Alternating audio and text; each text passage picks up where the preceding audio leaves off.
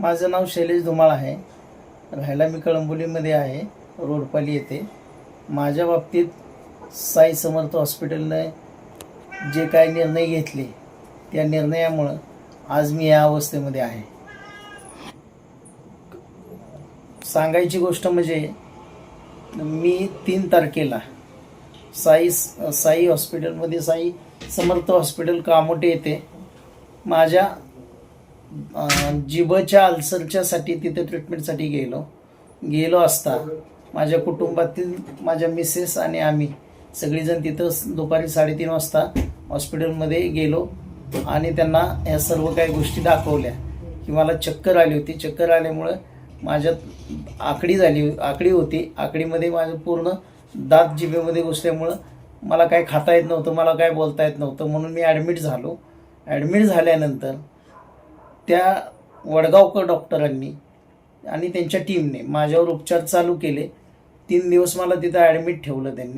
Admit ठेवलं. त्याच्यामध्ये त्यांनी मला शुगरच्या आणि बीपीच्या काही गोळ्या दिल्या आणि त्या गोळ्या घेऊन 3 दिवसाचे माझे जवळजवळ 34,000 रुपये बिल केले आणि मला त्यांनी डिस्चार्ज दिला. 3 दिन में आपको किस किस प्रकार की दवाइयाँ और किस किस रीजन की दवाइयाँ दी गई? गोळ्या औषधं कुठले दिले, फक्त बीपी कमी करायचे आणि तोंडाच्या अल्सरच्या फक्त गोळ्या दिल्या. बाकीचं रिझन काही सांगितलं नाही. ECG वगैरे सुद्धा त्यांनी केले होते माझे, नाही असं नाही. हे ECG आहेत त्यांच्या हॉस्पिटलचे माझ्याकडे, पण त्यांनी हृदयाच्या संदर्भात कुठलीही टेस्ट किंवा कुठल्याही गोष्टी मला सांगितलेल्या नव्हत्या. तरी मी घरी आलो डिस्चार्ज घेऊन. घरी आल्यानंतर मला त्यांच्या गोळ्या खाल्ल्यानंतर मला कसं तरी व्हायला लागलं, अस्वस्थ व्हायला लागलं. मी माझ्या मोठ्या मुलाला बोललो की मला कसं तरी होतंय आणि मला एकदम म्हणजे असं एकदम विचित्र वाटायला लागलं. म्हणूनच मी कामोठ्यातले दुसरे जे कार्डिओलॉजिस्ट डॉक्टर आहेत, अविनाश गुत्तेकर म्हणून, त्यांच्याकडे मी गेलो. तिथं गेल्यानंतर त्यांनी मला माझा ECG करून इको टुडे केली आणि माझा ECG बरोबर नाही आला, तर त्यांनी सांगितलं की तुम्हाला एंजियोग्राफी करण्याची गरज आहे. आपने वहाँ पर उन्होंने कहा कि आपने जो अभी तक ट्रीटमेंट लिया है वो ट्रीटमेंट आपके लिए सही नहीं था? नाही, त्यांनी विचार केला की बाबा तुमच्या तोंडाचं जे तुम्ही अल्सरसाठी गेला होता ते ट्रीटमेंट तर आहे, पण तुमचा ECG त्यावेळेस त्यांनी केला होता तिथं, तो गडबडीत होता. पण त्यांनी ते असं सांगितलं नाही आणि माझ्या हृदयाच्या संदर्भात कुठलीही गोष्ट घेतलेली नाही. फक्त पैसे उकळण्यासाठी 34,000 रुपये बिल करून तोंडाचं फक्त उपचार करून मला सांगितलं की तुम्ही ह्या गोळ्या खा, आणि त्या गोळ्या खाल्ल्यामुळं मला हा त्रास झाला. म्हणून मी कार्डिओलॉजिस्ट यांच्याकडे गेलो. त्यांनी मला एंजिओग्राफीचा सल्ला दिला. एंजिओग्राफीसाठी मी सुश्रुषा हॉस्पिटल पनवेल येथे गेलो. तर एंजिओग्राफी केली असता माझ्या छातीमध्ये 100% ब्लॉकेज राईट साईडला आणि बाकीचे 72 आणि 68% लेफ्ट साईडला, असे 3 ब्लॉकेज त्यात आढळून आले. डॉक्टरांचं म्हणणं होतं की आपण एंजिओप्लास्टी करूया, बघूया. एंजिओप्लास्टी पण केली, पण ती एंजिओप्लास्टी करून सुद्धा काय फायदा झाला नाही. 3 बलून यूज केले त्यांनी, परंतु काही उपयोग झाला नाही. सोशल मीडियावर चर्चेत असलेल्या शैलेश धुमाळ यांनी साई समर्थ हॉस्पिटलवर वेगवेगळे आरोप करत तुमच्यावर देखील वेगवेगळे आरोप करण्यात आलेले आहेत. अगदी त्याच अनुषंगाने काय सांगाल, एकत्रित काय प्रकार होता? सर, सगळ्यात पहिले म्हटलं त्यांनी जे आरोप केले ते सर्वात चुकीचे आरोप आहेत. कारण पेशंटची ट्रीटमेंट जी आहे ना ती डॉक्टर MD फिजिशियन जे आहेत आपल्याकडे, डॉक्टर तेजस्विनी आणि डॉक्टर ऋषभ त्यांनी केले, आणि न्यूरो फिजिशियन. आणि सगळ्यात महत्त्वाचं म्हणजे तो पेशंट आमच्याकडे कार्डियक इव्हॅल्युएशनसाठी आलाच नव्हता. तो आला होता कन्व्हर्जनसाठी, आकडीसाठी तो आमच्याकडे आला होता आणि कन्व्हर्जनची आमच्याकडे ट्रीटमेंट झाली त्याची, आणि तसं प्रॉपर आमच्याकडे मेडिकल एव्हिडन्स सुद्धा आहे. त्यांनी आरोप लावलेले आहेत की त्यांच्यावर उपचार चुकीचा झालेला आहे. त्यानंतर त्यांनी तुमच्याकडून ज्या गोळ्या कन्सल्ट करण्यात आल्या होत्या, त्यांचं म्हणणं असं की इतर जो डॉक्टर आहेत त्यांनी ज्या ठिकाणी हॉस्पिटलमध्ये ट्रीटमेंट केली त्यांच्या छातीवर 35 टाके आणि पायावर 14 टाके पडले. या सगळ्या गोष्टीनंतर त्यांनी 8 लाख रुपये देखील खर्च केला असं त्यांचं म्हणणं आहे. परंतु एक मिनिट आहे, त्यांचं ते झाल्यानंतर त्यांनी असं म्हणलं की ह्याच्या आधीच्या तुमच्या ज्या हॉस्पिटलमध्ये ट्रीटमेंट ती योग्य झाली नाही, या गोष्टींकडे कसं स्पष्टीकरण देऊ सर शकता? सर्वात चुकीचं आहे. एक लक्षात घ्या, आम्ही जी ट्रीटमेंट केली ती न्यूरोसाठी केली आहे, कार्डियकसाठी केली नाही. त्यावेळेस कार्डियक इव्हॅल्युएशनसाठी आम्ही वारंवार त्याला सांगितलं होतं की बाबा तुझा टुडिको आणि कार्डियक एन्झाईम कर. परंतु तो डेली बेसिसवर माझ्या प्रत्येक ड्युटीमध्ये म्हणजे मॉर्निंग, इव्हनिंग, नाईटमध्ये प्रत्येक वेळेस त्याने अव्हॉइड केलं आणि तसं आमच्याकडे लेखी सुद्धा त्याचा आहे, स्टेटमेंट सुद्धा आहे की आम्हाला कार्डियक कोणतंही इव्हॅल्युएशन करायचं नाही.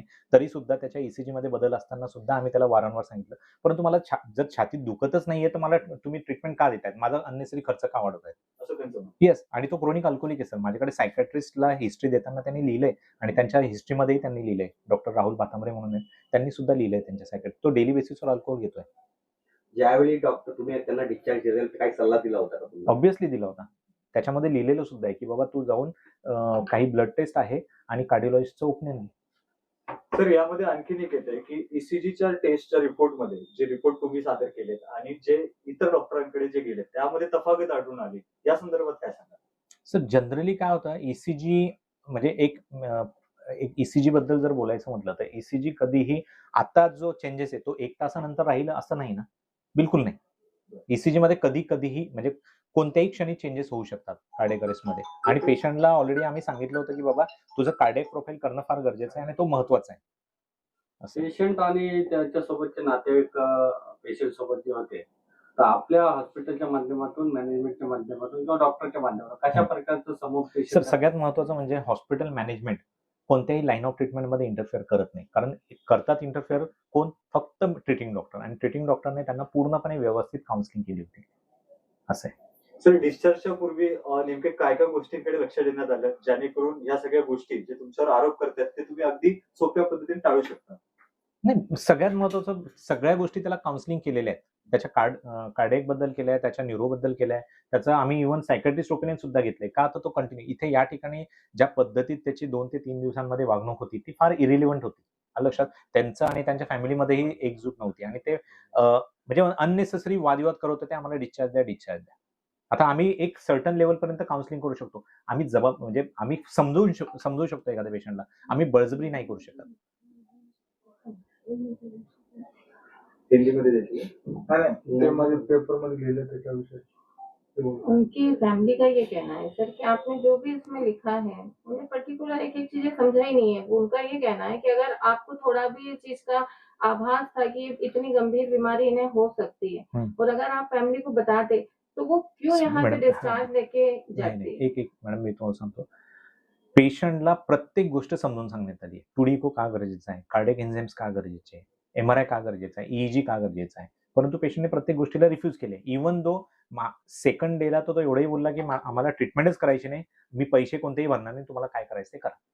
पेशंटला अनेक आजार असल्याचे आपल्या हो, डे 1 लाच काउन्सिलिंग केली होती त्याला. आणि त्या एका आजारावरती फक्त त्यांनी ट्रीटमेंटचा फोकस केला, इतर आजार टाळले आणि हे गंभीर परिणाम नंतर त्याला दिसले.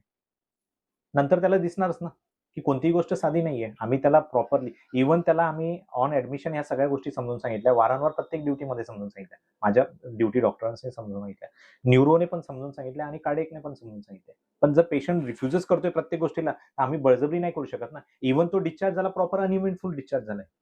अनइव्हेंटफुल म्हणजे कोणत्याही प्रॉपरची कोणत्या जब यहाँ रहा जब आपने कितने डॉक्टरों से उसका कंसल्ट करवाया?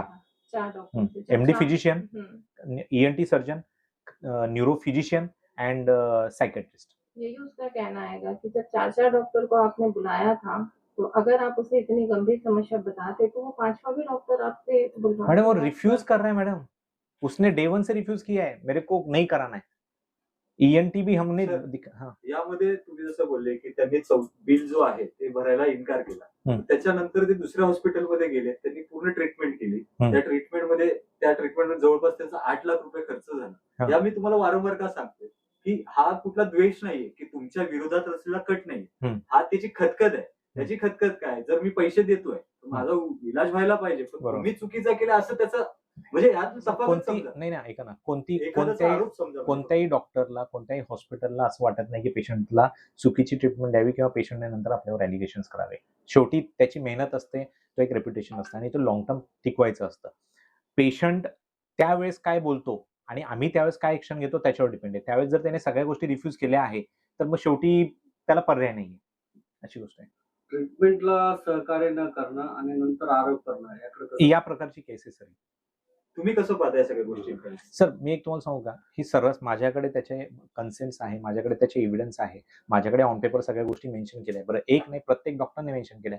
मी कायदेशीर याच्याने जाणारच आहे आणि तो जे काय एलिगेशन्स करतोय ते 100% चुकीचे आहे. आणि जर तो असं बोलतोय की डॉक्टरने चुकीची मेडिसिन दिली आहे, डॉक्टरने चुकीची ट्रीटमेंट केली, तर ज्या डॉक्टरनी त्यांना सांगितलंय व्हॉटएव्हर जे कोणीही असो, मी व्हॉटएव्हर ते कोणीही असो, वारंवार ते तुमचं नाव घेतात. नाही सर ट्रीटमेंट मी हॉस्पिटल माझं आहे तर लोक मला ओळखतील ना, अगदी. आलं लक्षात.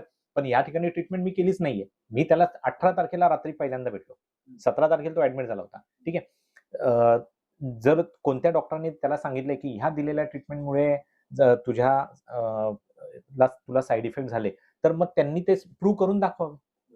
100%. तुम्ही संभाषणामध्ये सांगितलं की ज्या डॉक्टरांनी ते रुग्णांना म्हणजे हे दिशा सांगितली की हे तुमचे गोळ्या औषध आहेत ते तुम्हाला हार्ट अटॅकचे सिम्पटम्स येण्याच्या उद्देशाने दिलेले आहेत की काय, असा त्याचा संभ्रम तयार झालेला नाही, नाही. चुकीचं गैरसमज. त्यांचं म्हणणं होतं रुग्णाचं. मग या सगळ्या गोष्टींमध्ये एवढा गोंधळ काय? तुम्हाला सर ऐका, पेशंटला कोणीतरी मिसगाईड केलेलं आहे. बरं, बिईंग अ डॉक्टर या ठिकाणी जो 18 वर्ष मी प्रॅक्टिस करतोय, माझ्याकडचे जे डॉक्टर आहेत ते जो 12, 15, 20 वर्षांचा त्यांचा एक्सपिरियन्स आहे. ते डॉक्टर चुकू कशी शकते? ऑन पेपर जर आम्ही एखाद्याला एखादी मेडिसिन लिहून देतोय तर ती चुकू कशी शकते? तर ऑफ रेकॉर्ड तुम्ही ही माहिती देखील दिली की तुम्ही त्या डॉक्टरांची चर्चा देखील केली की ज्यांनी या सगळ्या एलिगेशन्स लावलेले आहेत. तर ह्या हो. सगळ्या गोष्टींकडे कसं पाहता? म्हणजे नाही एखादा ऑब्व्हियसली एखादा रुग्ण एखाद्या डॉक्टर प्रती असं भाषण करतो आणि त्या डॉक्टरांची चर्चा झाल्यावर नेमकं समोर काय हे आम्हाला पाहिजे. डॉक्टर कार्डिओलॉजिस्ट ज्या डॉक्टरांकडे गेले होते त्या डॉक्टरांनी सरळ सांगितलं की असं स्टेटमेंट मी केलंच नाही. असेल तर त्याने मी ऑन पेपर लिहून देणार काहीतरी, त्याने दाखवावं, ते प्रूव्ह करून दाखवावं. आणि मी तर म्हणेल की मी तुम्हाला सांगतोय की तुम्ही याच्या डीप पर्यंत जावे आणि मी लिगली जातोय. आलं लक्षात, मी लिगली जातोय, तुम्ही जावं. आणि बघा शेवटी जो गिल्टी असेल त्याला आणि पेशंटला किंवा जो सफर झाला त्याला न्याय मिळाला असावा, तो किंवा मी, दोघांना न्याय मिळालाच पाहिजे ना. हा व्हिडिओच्या माध्यमातून समाजात एक शेवटचा संदेश काय असेल की या सगळ्या गोष्टींवर अफवा करतायत साई समर्थ अफवा आहेत. साई समर्थ हॉस्पिटल गेल्या 18 वर्षांपासून या ठिकाणी प्रॅक्टिस करतोय आणि प्रॅक्टिस करत असताना या ठिकाणी सर्व्हिस देत असताना आपले मित्रही असतात, म्हणजे म्हणतात ना विरोधीही असतात. तर जर आम्ही day by day simultaneously growth करतोय तर ती कोणाच्या पोटात दुखत असेल. बऱ्याच वेळेस आम्ही प्रॅक्टिस करत असताना आमच्याकडून काही पेशंटला एखाद्या वेळ म्हणजे म्हणतात ना कधी रिस्पेक्ट दिल्या गेली नाही, कधी काही त्यांच्याकडे लक्ष दिल्या गेलं नाही. लक्षात, याही गोष्टी होऊ शकतात.